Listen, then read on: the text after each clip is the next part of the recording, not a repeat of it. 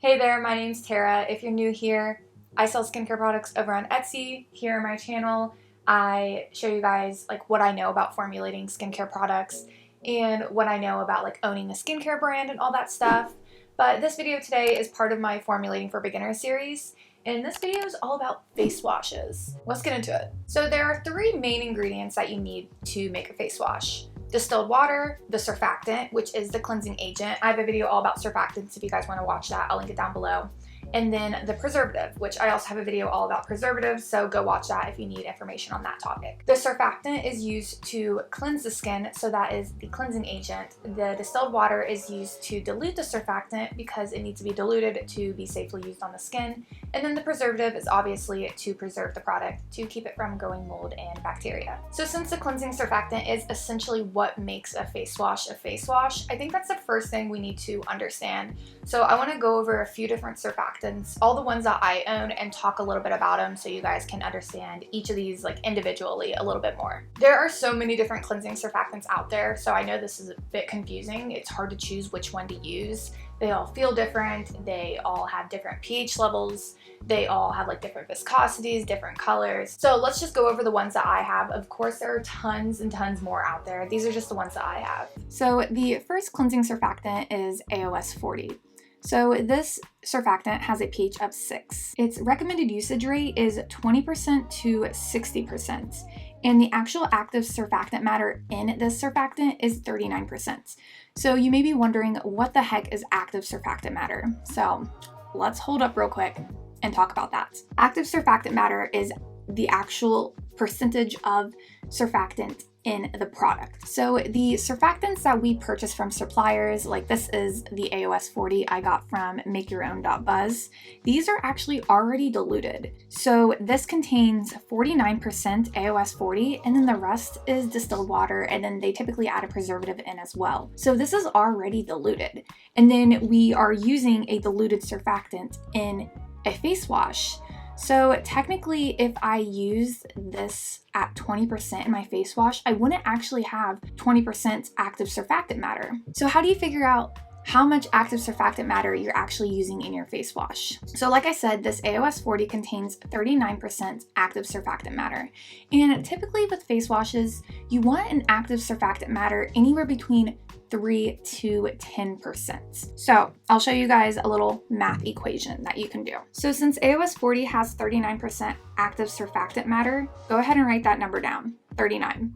And we're going to multiply that by the percentage we're adding into our face wash. So if we want to add in 20% of the AOS 40 in our face wash, what we're going to do with that percentage is move the decimal point up 2 spaces.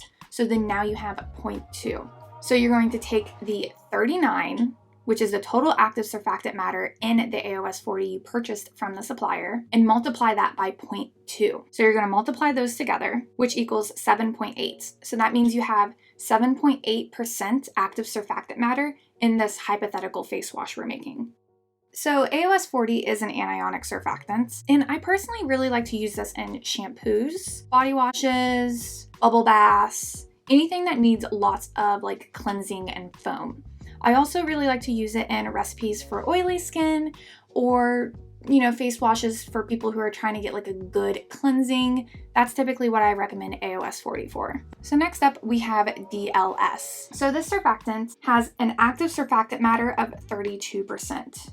Its pH is at 6, and I couldn't find a recommended usage rate for this surfactant, but I'm just going to guess, going off of most surfactants, you can use it anywhere between like 2 to 30%, maybe 40%. And I'm honestly not the biggest fan of this surfactant. It really has like a chemically smell to it, so I probably won't be repurchasing it after I use it up. And I like to use it typically in like body washes, shampoos, bubble baths, anything that's not going near my face because I hate the way it smells. And I don't really have much else to say about it because I really don't use it that often. Not a big fan, but you might like it. Oh, and also it's anionic, I should mention that. Next up, we have foaming apple. This is an anionic surfactant, and this is also EcoCert. And AOS 40 is also approved to be used in like natural cosmetics and stuff like that. The DLS is not, so I probably should mention that. So the foaming apple is recommended to be used anywhere between 5 to 30%. Its pH is anywhere between 6.5 to 7.5, and its active surfactant matter is roughly 20 to 40%, which is a pretty broad number. So if you're trying to calculate the active surfactant matter in a product you're using this in, I'd just go with 30 because that's right in the middle. And I really like to use foaming apple in any products that are for people with sensitive skin. It's just a really gentle and mild anionic surfactant. I wouldn't necessarily recommend it for products that you're looking for lots of lather and foam, but it still does a really good job at cleansing. And now we have a curcumin butane, which I swear I just don't know how to say it. We can call it cocoa butane for short if you would like. This is a really common surfactant. It has lots of lather and foam to it. It is amphoteric. It can be used as a main surfactant in products because it does have lots of lather and foam, but it's also used as a co-surfactant in many formulations. It's recommended to be used anywhere between 10 to 30%. Its active surfactant matter is anywhere between 29 to 31%, and its pH is between 4 to 6. I really like using this in basically anything. Face wash, body wash, bubble bath, anything that lathers, this is great to use. Love this surfactant. Then we have Plantapone LGC Sorb. So this actually has quite a viscosity to it. It's pretty thick if you guys can see. All the other ones are pretty liquidy. This is a combination of, I believe, 3 different surfactants. I'll put them up here on the screen for you guys. And I believe they are all anionic, but this is recommended to be used anywhere between 5 to 50%. Its active surfactant matter is roughly 28.5% to 34%. And its pH is 5.5 to 6.5. I really haven't used this surfactant too much. But it's a pretty gentle and mild surfactant. So anything where you're looking for, just your product to be mild, good for dry skin, good for sensitive skin, this would be a good surfactant to use. And lastly, we have cocoa glucoside. So this also has a little bit of viscosity to it, but not as much as the last one. This is a non-ionic surfactant, and it actually can help solubilize a little bit of oil, roughly like 1 to 2%, maybe 3% if it's used with the right ingredients. But I'd probably only do 1 to 2%. And this is typically combined with other surfactants, but you can use it on its own for more mild and gentle products. It's great to be used alone in a face wash for dry and sensitive skin. Its recommended usage rate is 2 to 30%. Its active surfactant matter is 55%, and its pH is roughly between 11.5 to 12.5. So this does have a pretty high pH. So if you use this in your face washes, you need to make sure you're lowering the pH because that is a bit high for the face and could be drying and irritating to the skin. So what I recommend doing when you are new to making a face wash and you don't know which surfactant to use, pick out like 1 to 3 of these surfactants and purchase them and try them out. And you want to make little test batches of them. All right, so I went ahead and added 79.5% distilled water in each of these and 0.5% Liquid Dermal Plus to make samples of each of the surfactants. And you want to go ahead and label them all so you know which is which. So creating all these samples will really help give you a good idea of how much each of these surfactants foam on their own, lather, cleanse, if they add any viscosity to the product, just the color that they make the product turn out. Using these just solely on your face can help give you a good idea of how they make your face feel when you use them. So I highly recommend creating samples like these if you're trying to get a better understanding of how each surfactant feels, works, performs, and all that jazz. So the next thing I want to talk about are thickeners, because these are the other main ingredients found in face washes.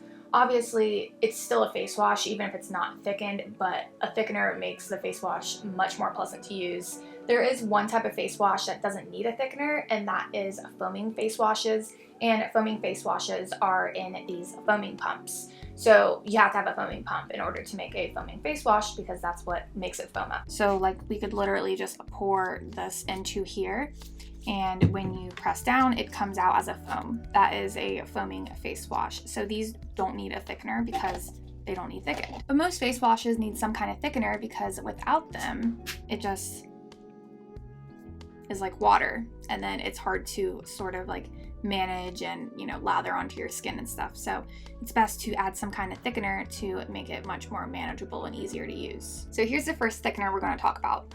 This is xanthan gum soft. As you can see, it is a powder. Xanthan gum soft is recommended to be used anywhere between 0.1% to 2%. And what I love about xanthan gum soft is it creates a much nicer consistency and viscosity than its other xanthan gum counterparts, and we'll talk about those ones. This one's definitely my favorite xanthan gum. Then we have xanthan gum clear. It's a little bit lighter in color than the last xanthan gum. This can also be used anywhere between 0.1 to 2%. And the difference between the xanthan gum and the last one is that this creates kind of more chunkier gels. They're not as smooth, but it creates clear gels. Then we have a cheap xanthan gum. This I just purchased off of Amazon. Just search xanthan gum and you'll find it. And this one creates a lot even chunkier gels than xanthan gum clear. And it can be used anywhere between 0.1 to 2%. And the gels have a little bit more of like a yellowish color to them, and it just doesn't feel as nice on the skin, but it thickens, it does the job. Now we have Silagel, which is a combination of these ingredients. So this does basically what xanthan gum does as well. It thickens, but it doesn't create as thick of solutions. They're a little bit thinner, and it also has a little bit of like this darker color to it. What's really cool about Silagel is it also acts as a co-emulsifier. It doesn't emulsify on its own, but it works as a co-emulsifier. So with other emulsifiers, it can help solubilize oil, and it may even help solubilize a little bit of oil, but don't rely on it solubilizing like 10% oil, but like maybe 1 or 2%. And now we got, this goes by a couple names. It goes by Garacat, and it also goes by cationic Gara gum, depending on where you purchase it. Might also have other names elsewhere. So this is like a yellow powder, and this is actually a cationic gelling agent. So it adds a conditioning effect to the skin.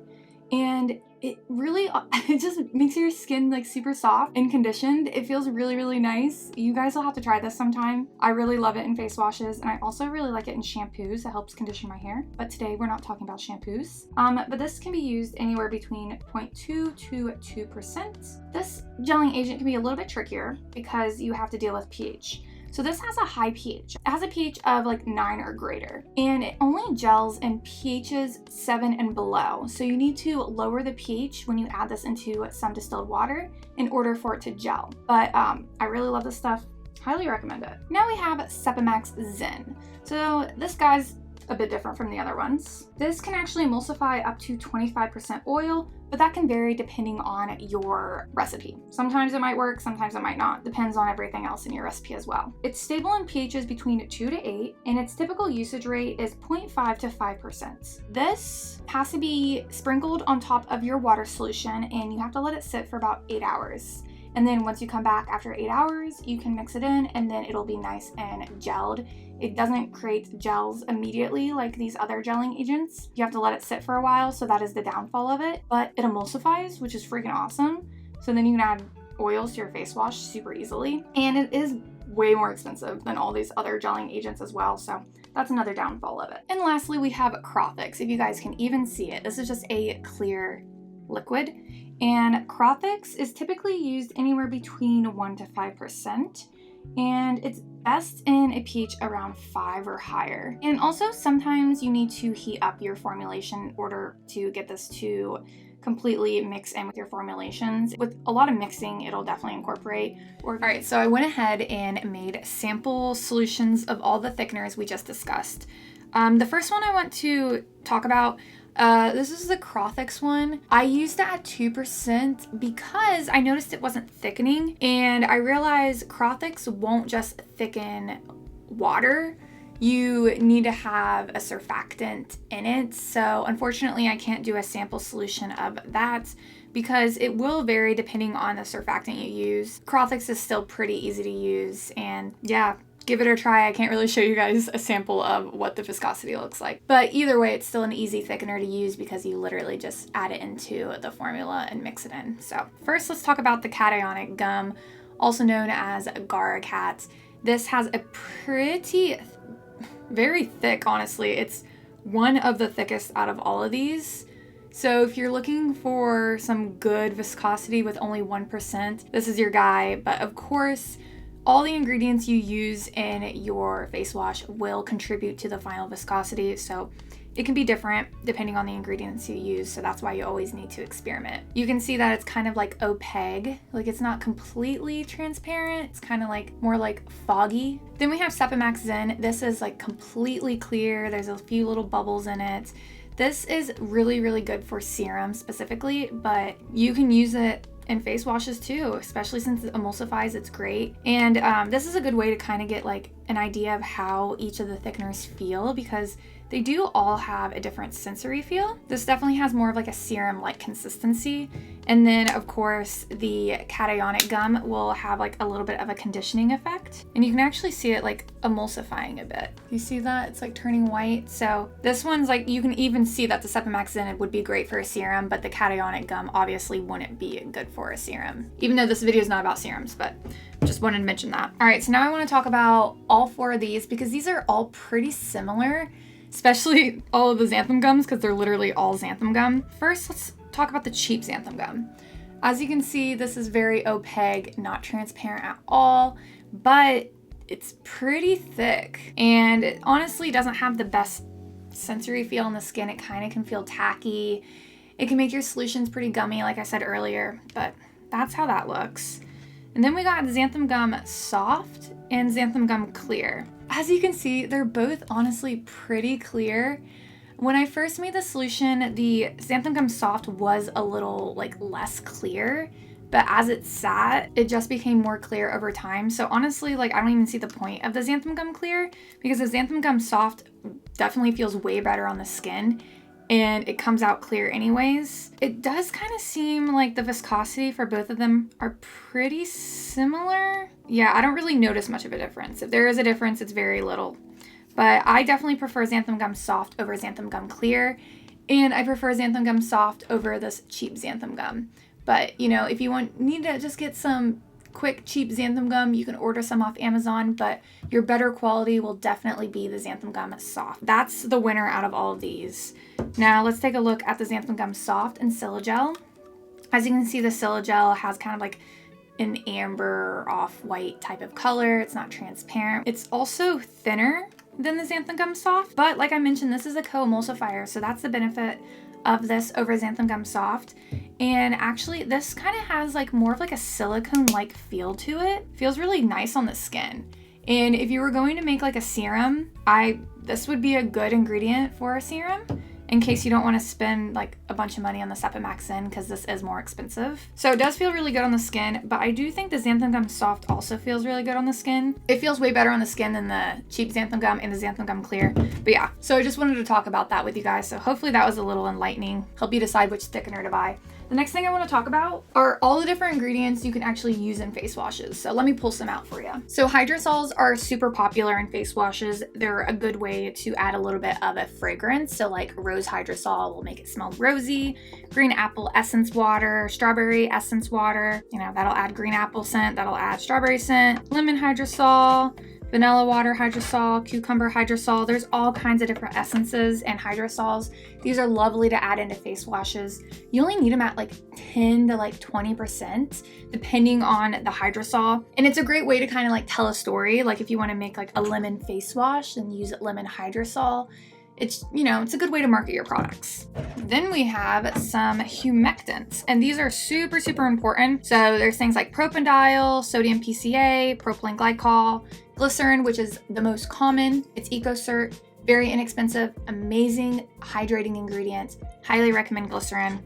Got sodium lactate liquid. My 2 favorites is propanediol and glycerin, and these are both EcoCert as well. You definitely want some kind of humectant in like every single face wash you make because they really help hydrate the skin. And then there's also aloe vera powder. This is how I like to incorporate aloe into face washes. Just add like 0.05% in with your distilled water, mix it in till it dissolves, and then you have aloe vera liquid. You could also buy aloe vera liquid like by the liter or gallons, but this is essentially aloe vera liquid in like its purest form. So they dissolve this into water and that's what makes aloe vera liquid. And a lot of people complain that this is too expensive, but it's actually cheaper than aloe vera liquid because you only need to use it at a small amount. And it's much lighter, so it's like cheaper to ship. This is my favorite way to do it, but you can also just buy like jugs of aloe vera liquid and use that. And then of course there's like vitamins and stuff, so like things like allantoin, niacinamide, DL-panthenol. Typically I don't like using these really in wash-off products. Sometimes the DL-panthenol I'll use in wash-off products, but Since these are a little bit more expensive, I like using them more in leave-on products, but you can totally use them in face washes as well. And then we've got extracts. These are another great way to tell a story with your product. So if you want to like market a cucumber face wash, add in some cucumber extract.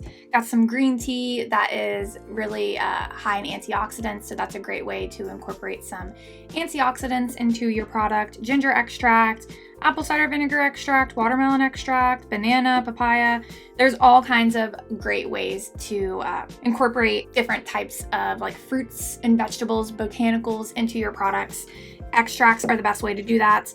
People ask me all the time if they can use like fresh banana in products. No, but you can use banana extract and then you'll have a banana face wash. Extracts are just one of my favorite ingredients to use because they're really great for telling a story with your product. And I should mention they all have like different benefits. Like green tea extract, like I said, is high in antioxidants. It's great for mature skin. It's actually great for acne prone skin. Honestly, this seems great for like every skin type. Cucumber extract is super soothing, so people with like dry, irritated skin love cucumber extract. Then we have some hydrolyzed proteins. These are great ways to incorporate some conditioning effects to your face washes. Another awesome ingredients to add conditioning effects are these cationic ingredients that are actually compatible with anionic ingredients. So like honeyquat. So if you're not vegan, got honeyquat. This is polysugaquat L1010P. These are commonly used in hair conditioners since they're conditioning, but you can use them in face washes too for the conditioning effects.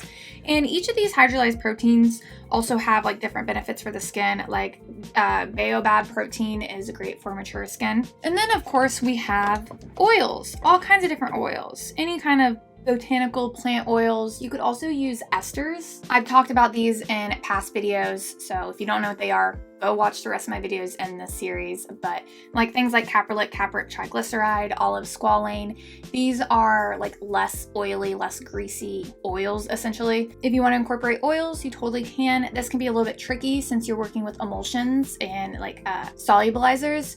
So if you want to incorporate like a high amount of oil, then Sepamax Zen is your best bet because this can incorporate up to 25%, but not always, so you need to experiment. There are other ways to solubilize your oils, like using polysorbate 80. Just use equal parts of the polysorbate 80 with your oil.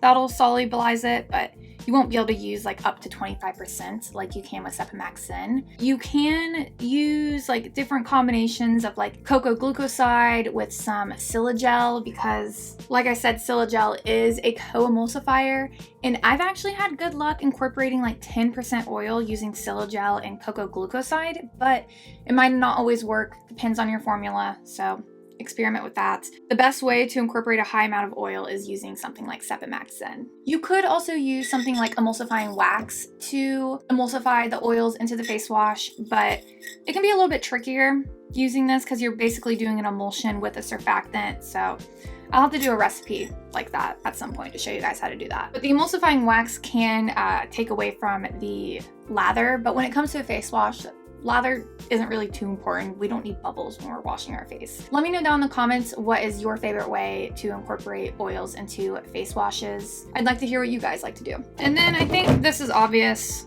Preservatives. You have to have a preservative in a face wash. I have a video all about preservatives.